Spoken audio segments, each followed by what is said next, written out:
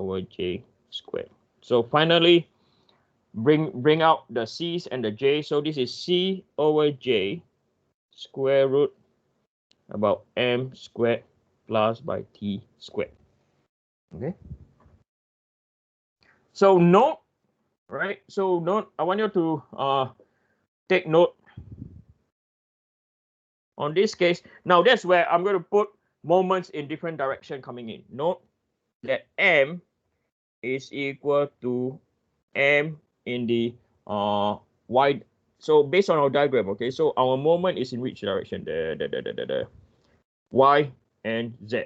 Okay, so therefore moment in the y squared plus by moment in the z squared. And okay, one thing to take note, okay, some of you should say, if my, we have to divide by iyy, mz, we have to divide by izz. You are absolutely right. But however, for shaft design, for a shaft or for circular geometry,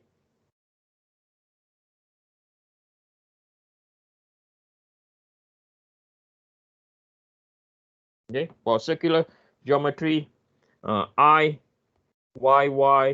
is equal to izz. So it does not matter. For shaft only, yeah, not for anything, okay? So in this context, once we reach here, now we know that tau max, right, tau max is equal to C over J, right, is equal to C over J, right? And then the square root of my squared plus by mz squared plus by tx squared. Okay.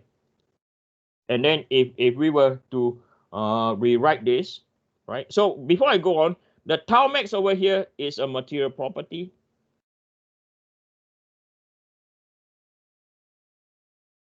Okay. Over here, this term over here is the value you got is from structure analysis.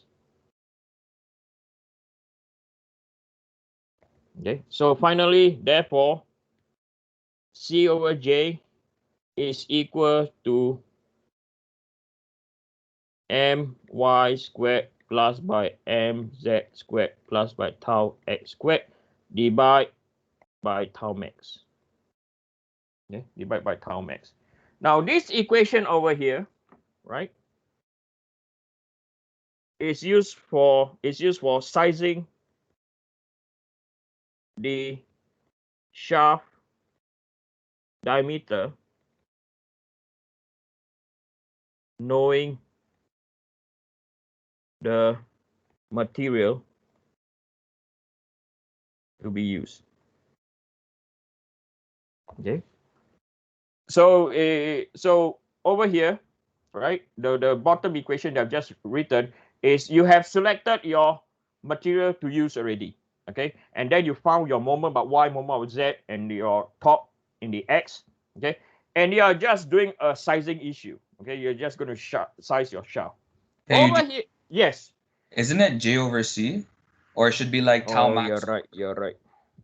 You're too excited again, you know. Okay, thank you.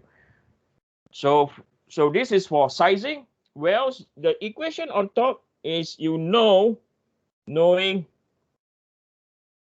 the diameter and loading. Okay, I mean both the one on top and below, you have to knowing the loading and the loading. Okay, and you're going to what? Select the material. So what you see down here, okay, what you see down here is this. Okay, what you observe down here is this. Okay, this is the first time that that all of you have seen how to do structure analysis, okay, and link with what? And link with Mohr circle. So this equation over here, right, we acquired from where? From Mohr circle. Okay, then we do structure analysis. Okay, and that's how we do sizing of the shaft. And the criteria used, as I said, this will be taught maybe next week or the following week. I don't know yet. Okay. And the criteria used is known as what? Tresca. Okay. So in this course, you're going to learn 3 different criteria: Tresca, von Mises, and Moll criteria. Okay. I've introduced you to 1. Okay. Enough of yapping.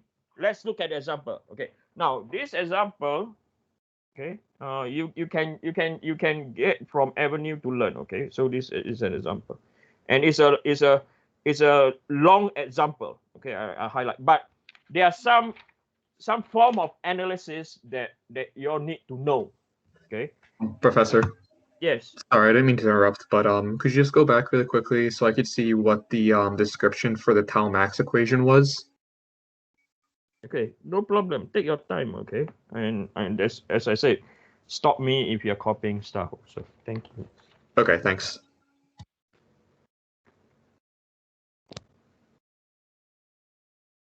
The bad news today is I might need to carry on until 4:20, okay? Because I want to complete this example for all of you. I mean, if I'm okay, sorry.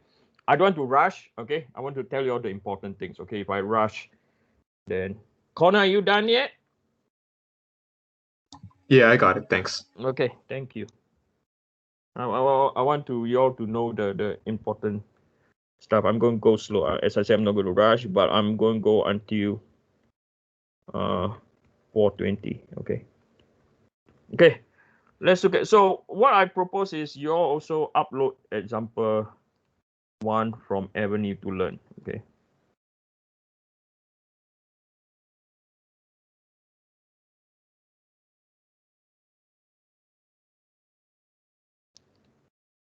There are a lot of standard analysis. Okay, that are not difficult, but I want you all to know. Okay.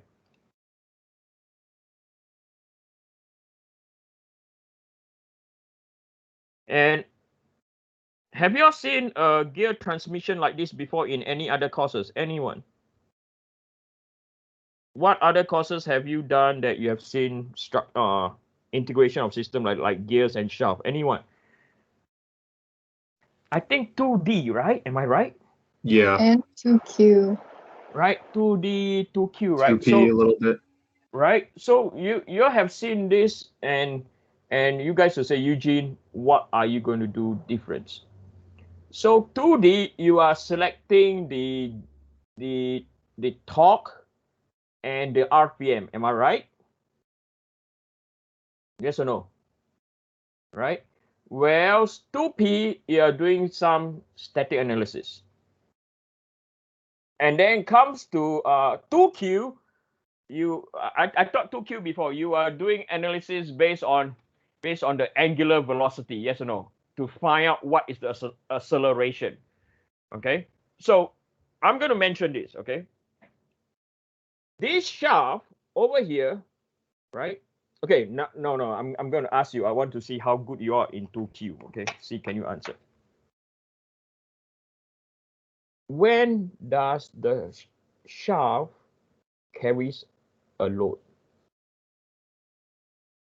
When it's rotating at a constant velocity, or what? Anyone? Recap what you learned in 2Q, okay? If you don't know this, I'm going to go after Dr. Shankar.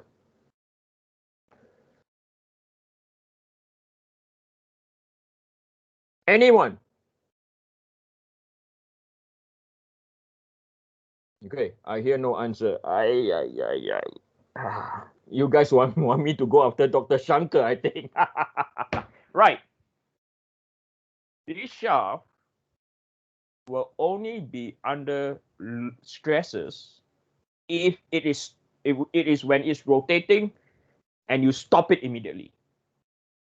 Okay, or when it's stationary, right? It wants to accelerate to a certain what angular velocity, then you get the stress based on the analysis that we're going to do here. Am I right? Right. So if the shaft is rotating freely, okay, it overcomes its momentum, it overcomes its resistance, it should not fail.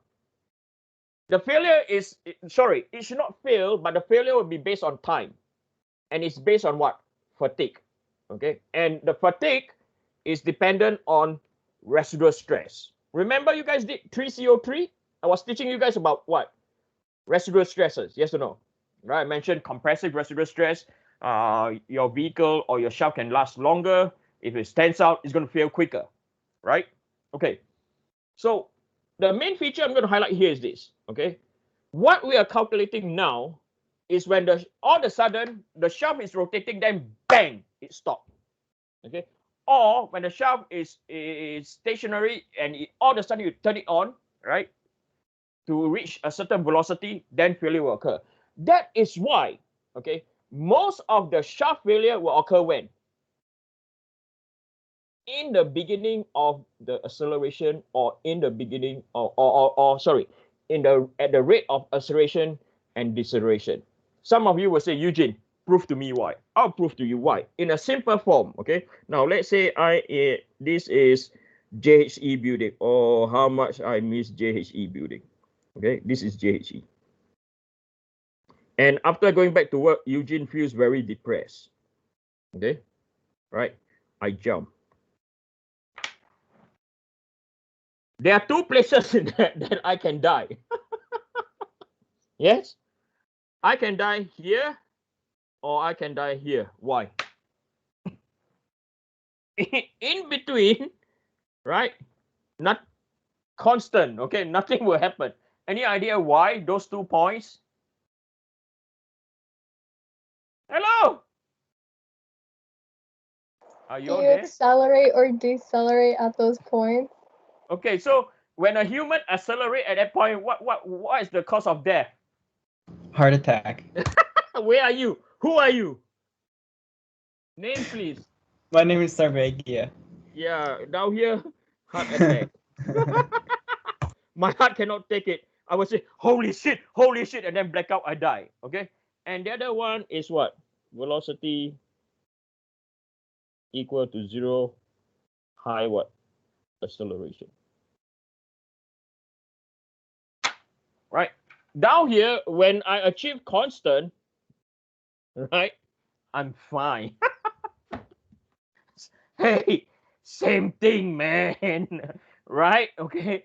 I know some of you say, Eugene, you are FOS. I absolutely agree. Okay. It means I'm full of shit. Yeah, absolutely. Right. But this is how we remember, yes or no? We need some humor on a Friday at almost 4:20. Okay. Right. Okay. Enough of this comedy, or not you guys will go cuckoo like me. Okay. Now, next thing okay. Now let's read the question. Okay. Let's read the question. Okay. So AB is a solid shaft, as you can see, right? And it will transmit 30 kilowatt. Okay. So what this means is the motor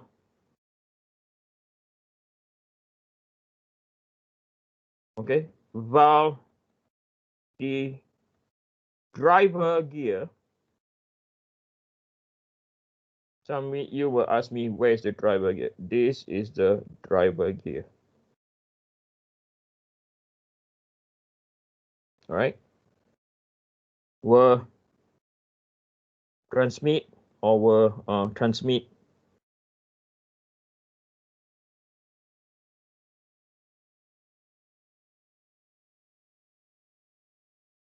okay 30 kilowatt. Okay, so the driver gear, you can, it's up to you, you can call it the input gear.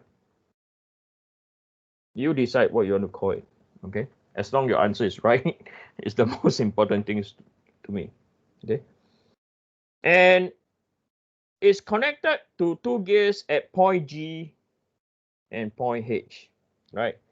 And it's taken off, so point G, okay, point G is 20 kilowatt, or gear G